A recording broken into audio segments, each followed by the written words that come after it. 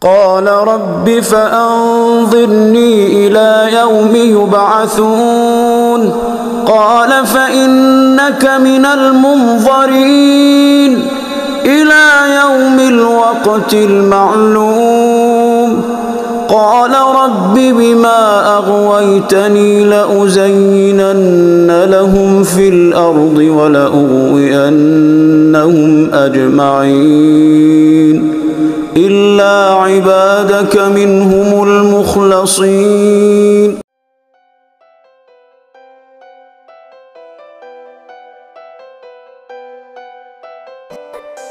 Dalam kitab Talbisul Iblis diriwayatkan, Wahab bin Munabbih berkata, ada seorang ahli ibadah dari bangsa Israel yang paling alim di zamannya. Pada masa itu, ada 3 pemuda bersaudara yang ditugaskan untuk berperang. Mereka memiliki 1 saudara perempuan dan gadis itu belum menikah. Mereka tidak tahu di mana mereka harus menitipkan adik mereka. Maka, mereka lalu berniat untuk menitipkan sang adik kepada sang ahli ibadah karena mereka percaya kepadanya. Maka mereka menemui sang ahli ibadah itu dan menitipkan adik mereka sampai mereka kembali dari peperangan. Sang ahli ibadah menolak dan berlindung kepada Allah dari mereka dan dari adiknya.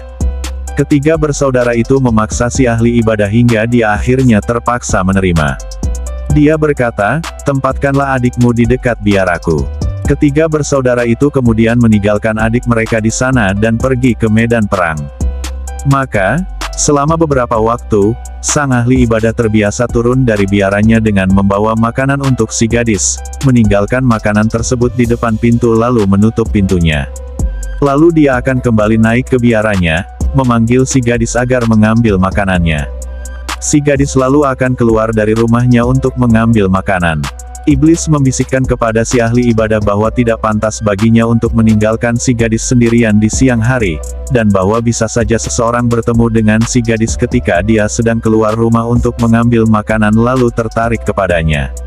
Maka si ahli ibadah mulai berjalan ke rumah si gadis dan meninggalkan makanan di depan pintu tanpa menyapa si gadis. Hal ini berlangsung selama beberapa waktu. Lagi-lagi iblis mendatanginya dan meyakinkannya untuk mengambil makanan dan meninggalkannya di dalam kamar si gadis. Maka dia pun mulai melaksanakannya, dan hal ini berlangsung selama beberapa waktu. Maka, lagi-lagi iblis berkata kepada si ahli ibadah, engkau harusnya berbicara dengannya dan menemaninya karena dia sedang kesepian. Maka si ahli ibadah mulai berbicara kepada si gadis dari atas biaranya, dan melakukannya selama beberapa waktu. Maka iblis datang kepadanya dan berkata, akan lebih baik bila engkau turun dari biaramu dan berbincang dengan si gadis, atau pergi ke rumah si gadis. Hal ini akan mengurangi kesepiannya. Maka dia melakukannya, dan hal ini berlangsung selama beberapa waktu. Maka iblis mendatanginya dan meyakinkannya untuk masuk ke rumah si gadis sehingga tidak ada orang yang melihat si ahli ibadah. Maka, dia mulai mengunjungi si gadis sepanjang hari. Iblis terus mempercantik si gadis di mata si ahli ibadah sampai dia menyentuh tubuh dan mencium si gadis. Maka mereka pun berhubungan dan si gadis menjadi hamil, dan melahirkan seorang bayi laki-laki. Iblis datang kepada dia dan berkata, ketika kakak-kakaknya pulang dan melihat adiknya melahirkan anak, engkau akan dipermalukan.